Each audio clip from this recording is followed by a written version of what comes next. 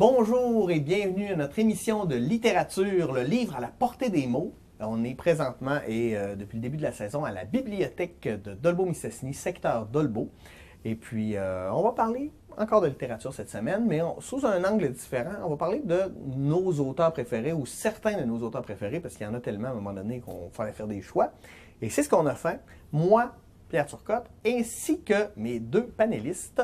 J'ai nommé ici Mme Monique Dubreuil, ancienne enseignante et ancienne fleuriste, et aussi Mme Roxane Bernier, qui est bibliothécaire et esthéticienne. J'adore le rappeler, j'aime les gens éclectiques. En même temps, enseignante fleuriste, on est là-dedans tous les trois. C'est ça le plaisir. Et on aime aussi beaucoup lire. Et on va vous parler de nos auteurs favoris. Qui a le goût? En fait, qu'est-ce qui définit... J'ai une question pour vous. Un auteur favori, on a ça. Est-ce que c'est parce qu'on a lu tous ses livres et l'ensemble de ses livres nous plaisent ou parce qu'il y a un ouvrage qui a été marquant dans notre vie? Est-ce qu'un auteur peut devenir un auteur favori avec juste un ouvrage? Je vous lance la question. Moi, c'est surtout avec...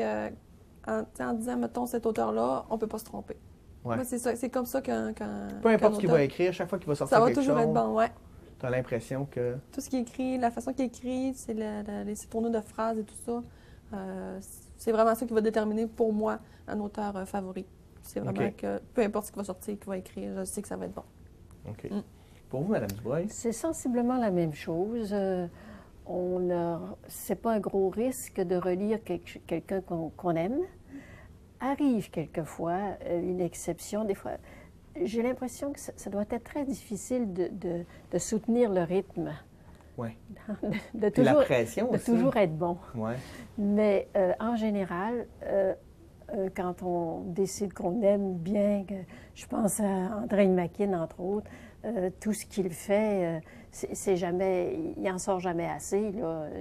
Ben, parlez-nous-en parce que c'est le premier sur votre liste de vos auteurs Alors, favoris. c'est un auteur russe. Oui. Et il est prolifique. Il a écrit pas mal de choses. Et il nous fait connaître la Russie. Il vit en France, à Paris. Il est toujours vivant. Toujours vivant, oui, je l'ai vu encore il n'y a pas si longtemps à la télé. Il a été élevé par une grand-mère française. Il habite Paris, mais il est d'origine russe. C'est un grand écrivain. Le fleuve Amour qu'il a fait, entre autres. Beaucoup. On a ici à la Bibli à peu près tout ce qu'il a fait. Ouais. Qu'est-ce qui vous attire chez lui? Qu'est-ce qui fait que c'est... Moi, j'aime les auteurs, j'ai envie de dire exotiques, les auteurs d'ailleurs, parce qu'ils nous apprennent beaucoup. Ils dépeignent une réalité. C'est le but de la lecture, c'est apprendre. Quelqu'un de qui on n'apprend rien, ça tient à rien, c'est pas important. Oui. Puis lui, il réussit à dépeindre un univers que vous ne connaissez pas? Ou... Voilà, c'est la Russie. Il écrit beaucoup sur la Russie? Oui. Okay. Oui, même si je pense pas qu'il y ait vécu si longtemps, mais il est d'origine et sa famille est toujours là, si ce n'est sa grand-mère française. Fait que ces romans sont toujours dans des contextes historiques. On pense à la guerre froide ou au régime communiste. La femme etc. qui attendait, entre autres, c'est un titre qui me revient. Alors, c'est une femme qui attendait son homme qui est allé à la guerre. Il est revenu et elle continuait de l'attendre. Oui, parce qu'elle l'a attendu toute sa vie. Oui. C'est tout simple. C'est toujours des histoires ultra simples, mais tellement bien dites. Oui, parce que ça c'est vrai. Il y en a beaucoup qui ont dit ça. Les hommes qui revenaient de la guerre, ils revenaient changés. Ils revenaient pas... Oui. Et même physiquement, elle ne l'a pas revu. Il était là, il était de retour, mais elle l'attendait toujours. Puis un autre titre d'André Makin qui vous a charmé? Mon Dieu, il y en a beaucoup. Je ne m'en reviens pas, là, en ce moment. Mais il écrit beaucoup. Il écrit beaucoup. Il écrit encore? Oui. Il est encore... Oui, il est toujours là. Toujours là. On va souhaiter d'avoir un nouveau André Makin bientôt entre les mains. Oui, j'espère. Roxane, maintenant, tu vas nous parler de Nicholas Sparks. Oui, Nicholas Sparks, c'est un auteur que j'ai plus connu au niveau cinématographique. Oui. au départ. Parce qu'il y a beaucoup de ces romans qui ont été Très adaptés au cinéma, oui. Ouais. Donc, c'est vraiment comme ça que je l'ai connu parce que je suis une cinéphile En plus, de naissance, d'être je dirais. Là, c'est esthéticienne depuis toujours. et bibliothécaire. Oui. Donc, c'est vraiment par le cinéma que j'ai commencé à connaître Nicolas. Ensuite de ça, j'ai voulu aller voir plus profondément parce que dans les livres, on sent beaucoup plus Ouais, les on pensées, dit souvent ça, que quand les on a lu émotions. le livre, on aime moins les films. Oui. Puis de plus en plus, j'essaie de lire les livres avant de regarder le film. Ouais. Pour voir la différence, pour voir comment que ça a été adapté Puis au aimes-tu cinéma. plus les livres, les films? Beaucoup plus les livres. Oui. Ah oui. Et dans les films, il manque beaucoup de choses. Puis qu'est-ce qu'il vient de chercher dans son écriture? Ces histoires d'amour... Une histoire d'amour? Surprenant. On me reconnaît. Étonnant. Oui, au niveau de ces histoires d'amour, c'est vraiment... Il va toujours apporter quelque chose de différent. Ouais. Tu sais, on dit que les histoires d'amour, on vient qu'on en a tellement, mais c'est tout le temps quelque chose de différent qui On va va changer chercher. l'angle là, de... Oui, la ligne directrice, après ça, le thème, où est-ce que ça se passe et tout ça. Puis c'est lesquels tes préférés là, de Nicolas? Le porte-bonheur, un havre de pain comme j'ai lui ici. OK? Lui, par exemple, j'ai vraiment beaucoup aimé le film aussi. OK? Il était bien fait. Je l'ai pas vu. Il était bien fait, mais c'est ça, quelqu'un qui suit pas comme il faut le cinéma va peut-être venir mêler plus qu'en lisant le livre. Le OK. livre, on comprend mieux. Mais non, c'est vraiment Dans un les bel autres auteur. films qui ont été faits, y a-tu des livres que tu dis, il faut vraiment, si tu as aimé le film, il faut que tu lises le livre là, parce que c'est vraiment encore plus fascinant. Le porte-bonheur. Le porte-bonheur. Ouais. Ouais, je pense que ce serait mon préféré dans lui. Puis pourquoi il va plus loin dans le livre, le porte-bonheur? Je pense que c'est c'est l'histoire déchirante. C'est quelque chose qui... tu sais, justement, c'est un homme qui revient de la guerre. C'est quelque chose que, des fois, qu'on peut pas comprendre, qu'on n'a pas vécu. Oui. Ouais, ça, c'est plus quelque chose que... Toi, tu me sembles empathique en plus Ouais. avec les personnages. hein, Ouais. ça te fait vivre. Il vient de me des chercher, émotions. puis ouais, j'aime beaucoup... quand l'univers du personnage m'embarque, là, l'histoire va venir avec. Super. Eh bien moi, là, je vais vous parler du héros de mon adolescence. On parle ici de Howard Philip Lovecraft, qui est un auteur américain qui était reclus, qui a vécu à Providence, Rhode Island avec sa mère. Il a eu des relations, il était marié, tout ça, mais c'était pas une vie facile. Il est mort excessivement jeune. Il est mort si je me souviens bien, en 1937, donc il devait avoir même pas 40 ans. Mais très prolifique et qui a fait avancer beaucoup la littérature de fantastique. Là, on est dans un univers fantastique étrange, là, entre les extraterrestres et les créatures des profondeurs, avec beaucoup d'explorateurs ou de trucs mystiques et le mythe. Et il a créé une mythologie entre avec des dieux comme Cthulhu, comme tout ça. Et on est beaucoup dans le non-dit. On n'a pas nécessairement de réponse. Des fois, une histoire va finir, mais elle va nous laisser sur un suspense. C'est un peu comme des nouvelles, mais même des fois dans les romans, on fait ça. Ceux qui aiment Edgar Allan Poe, c'est vraiment on a dit souvent que là, l'élève avait dépassé le maître. C'est fascinant. Et Lovecraft, moi, j'ai tout lu. Il a fait de la poésie. Il a même fait... il voyageait pas beaucoup, mais lui, il a voyagé. Une ville qu'il adorait, c'est la ville de Québec. Et dans les années 30, il a écrit un guide touristique sur la ville de Québec avec des petits croquis. Il y a plein de petites trouvailles fascinantes. Il était beaucoup pastiché dans le sens où son univers a été repris par différents auteurs. Même Stephen King a fait des pastiches de Lovecraft. On va vraiment dans un univers hallucinant. Moi, je vous conseillerais beaucoup Mountain of Madness, Les Montagnes hallucinées, qui est probablement pour moi son roman le plus extraordinaire. D'ailleurs, il y a un film qui a été fait inspiré de ça, et c'est The Thing de John Carpenter. Donc, on est en Alaska et on trouve une cité étrange, et là, il y a des êtres. Bon. On est dans la violence, on est dans le sang, on est dans l'horreur, dans le fantastique, mais extrêmement bien écrit. D'ailleurs, à l'époque, lui, corrigeait beaucoup de textes pour d'autres et a parti un groupe qui s'appelait le Kalem Club, qui était un des piliers de la littérature fantastique du début du siècle aux États-Unis, où il y avait, entre autres dans ce groupe-là, Robert Evan Howard, le créateur de Conan en tout cas.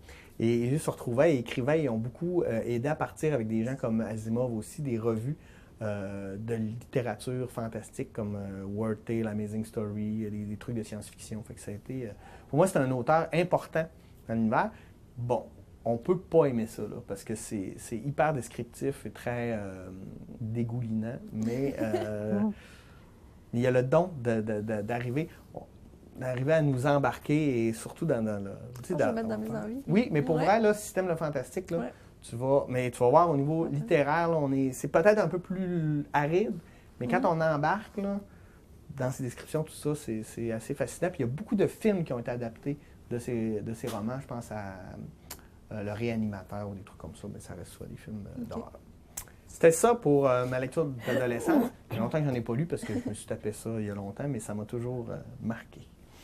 On revient à vous, Madame Dubreuil, avec Ali Bécher. Oui.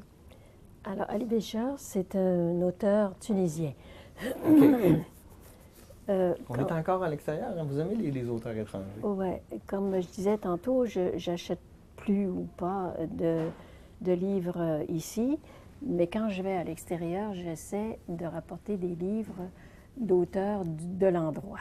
Qui sont plus difficiles à se procurer ici, oui, j'imagine. effectivement, lui est très prolifique et on ne peut avoir qu'un livre, en tout cas, ce que j'en ai compris, un seul à la Grande Bibliothèque de Montréal. OK. Et il a écrit beaucoup, beaucoup. Et il est considéré comme un grand auteur dans le pays. C'est un avocat au départ. Et il était prof à l'université et maintenant il se consacre uniquement à l'écriture. C'est un homme intéressant que j'ai connu également quand je suis allée. Ah oui, vous avez rencontré? Oui. OK. Et alors il écrit beaucoup. Le dernier livre, j'en arrive de la Tunisie. Et j'ai rapporté son dernier livre qui est Kem Palace. Alors Kem, ou je sais pas, peut-être qu'on prononce Chem, C-H-E-M-S, en fait. Okay. Ça veut dire soleil, arabe. Et alors, il écrit très bien. C'est un des auteurs importants en Tunisie. OK. Et puis, c'est quoi? Quelques titres, je peux vous donner les rendez-vous manqués. Genre? Les rendez-vous manqués de Miel et d'Aloès. Et beaucoup d'autres. Il a fait beaucoup de choses. Mais on est dans quel univers? Lui, il nous raconte le Maghreb, il nous raconte... Oui, il raconte son pays. Il raconte, pour faire juste une parenthèse, il raconte les garçons sont... voyons, comment on dit ça, là? À la naissance... Séparés? Non. Non. Méchant. Voyons, enfin. Ils sont...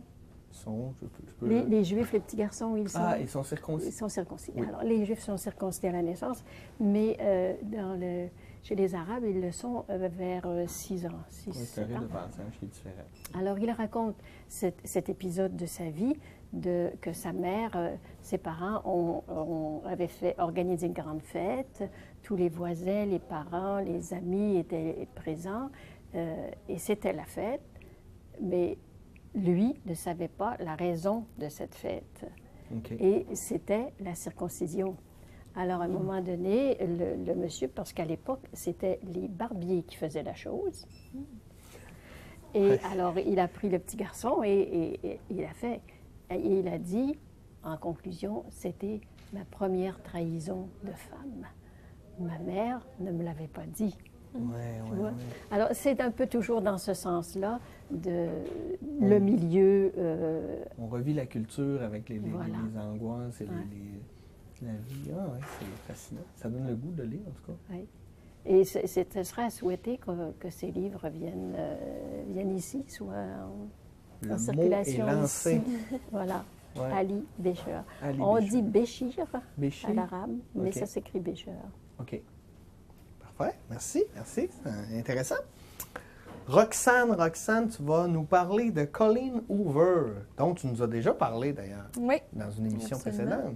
C'est devenu un auteur préféré, mais grâce, lui, il est devenu mon préféré juste avec un livre. OK. Elle était venue tellement venue. Ce livre-là, il est tellement venu te chercher qu'il est venu en haut de la pyramide. Je vais en lire d'autres, ça c'est sûr et certain de elle.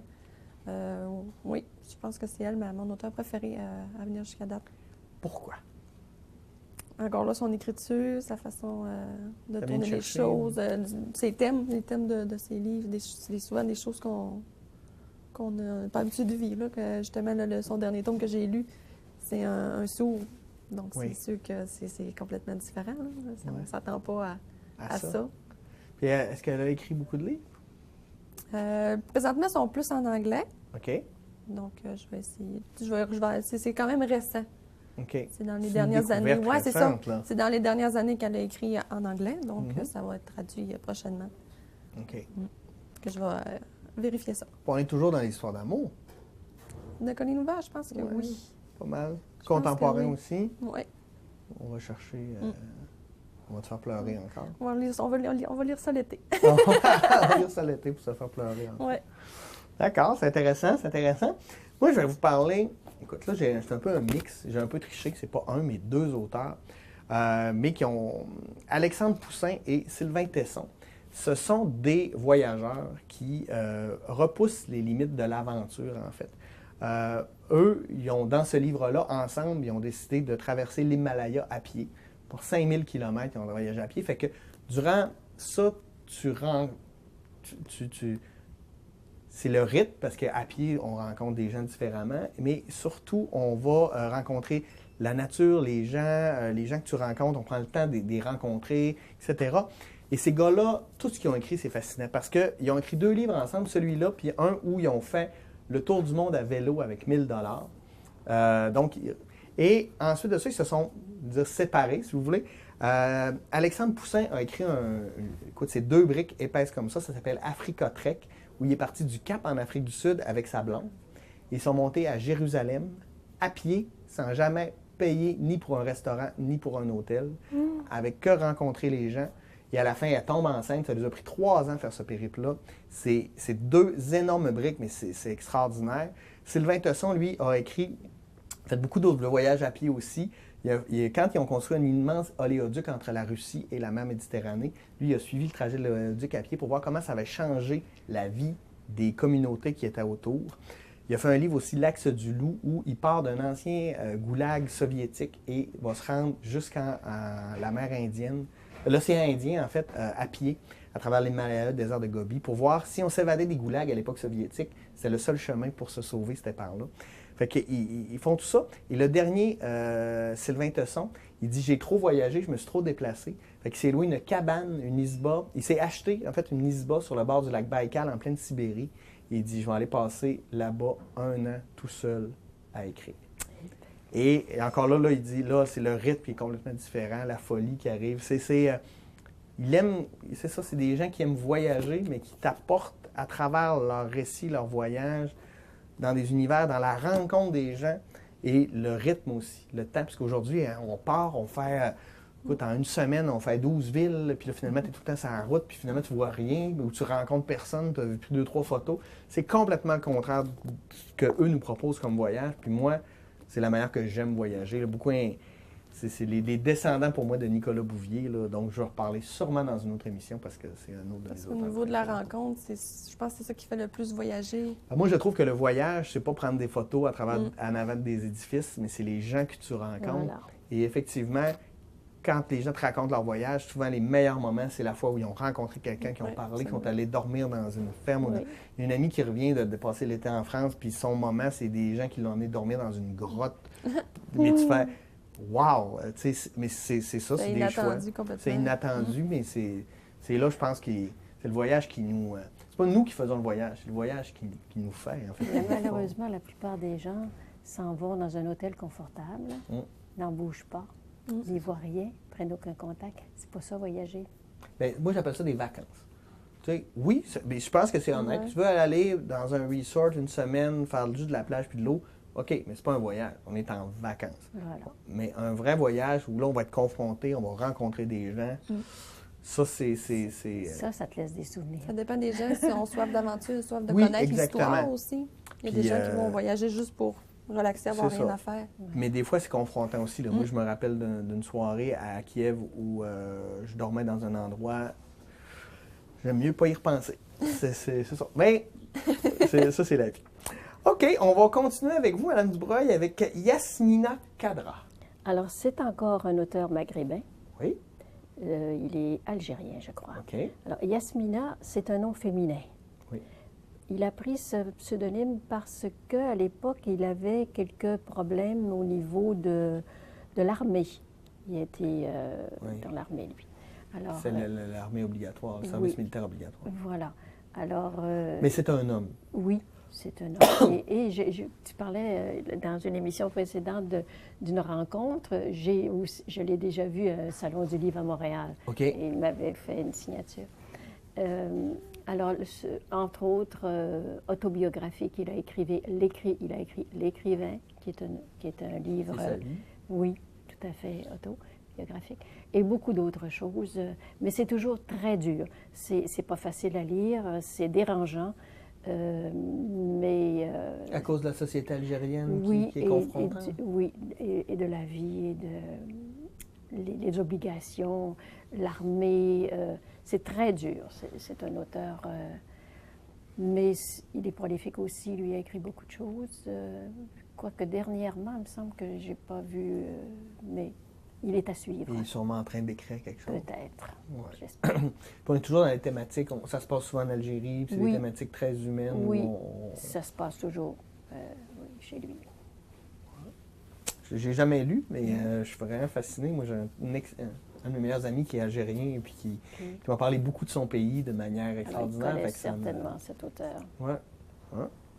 Merci, merci. Roxane, tu vas continuer ça avec Sylvia D. Oui. Je ne connais pas non plus. Je voulais y aller avec quelque chose que des fois les gens connaissent moins. Oui. Mais il y a eu beaucoup d'engouement pour les livres ou ce qui a été tourné au cinéma aussi, 50 nuances degrés. Oui. On va dans le nouveau érotisme. Oui. Sylvia D, c'est beaucoup d'érotisme aussi. C'est un auteur que les gens connaissent moins. Des fois, les gens viennent me parler qui veulent lire 50 nuances degrés. Des fois, il est parti parce que justement, c'est quelque chose qui sort beaucoup. Oui. Fait que je propose cet auteur-là parce que justement, elle écrit très bien. Donc, on n'est pas dans la pornographie, on est dans l'érotisme. Dans l'érotisme, absolument. Ouais. Oui. C'est la série Crossfire qui est vraiment un phénomène mondial. OK. Mais que c'est ça.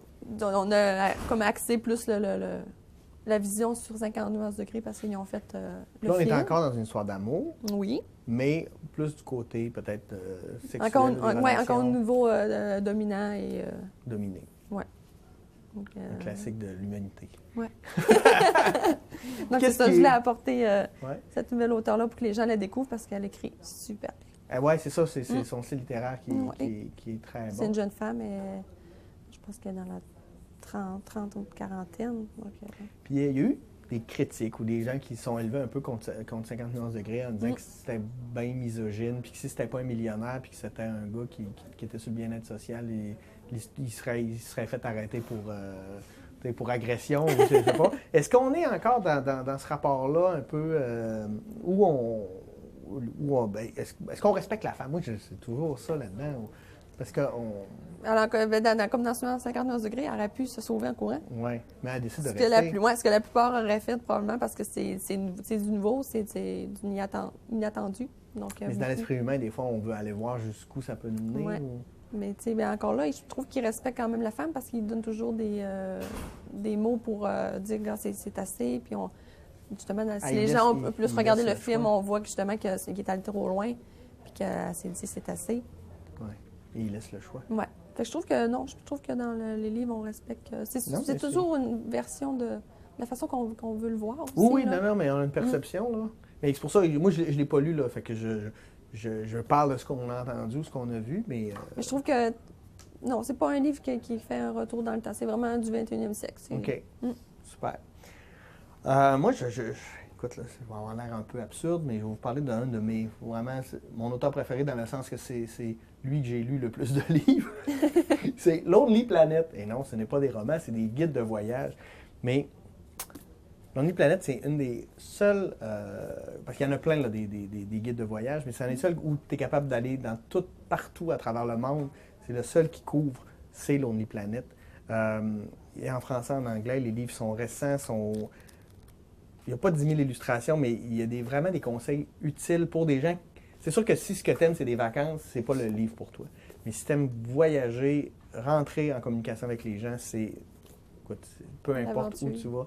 L'aventure, c'est extrêmement bien fait, des conseils judicieux.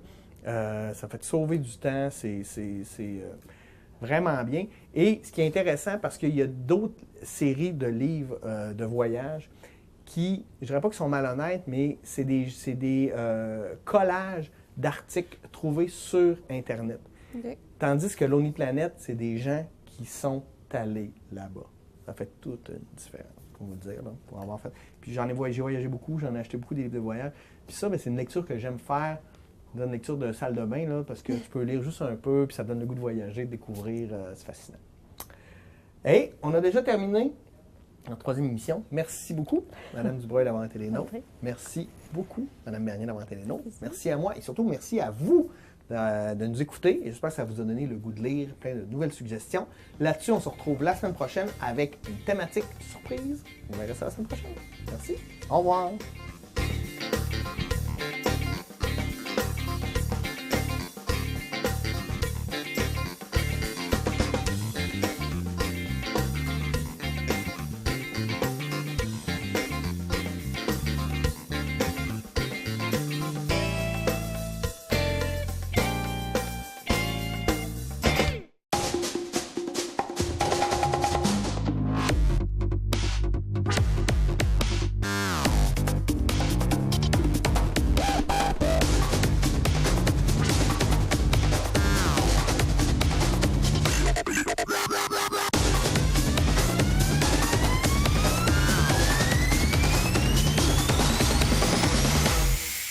Il y a tellement mieux à faire que de consommer. Trouve ta propre intensité. Durant la saison de la grippe, le virus peut apparaître n'importe où. Il est invisible, imprévisible, et tout le monde peut se faire prendre par surprise. Heureusement, le vaccin contre la grippe est la méthode la plus efficace de se prémunir contre lui. Ne vous laissez pas surprendre par la grippe. Faites-vous vacciner. Renseignez-vous à santé.gouv.qc.ca.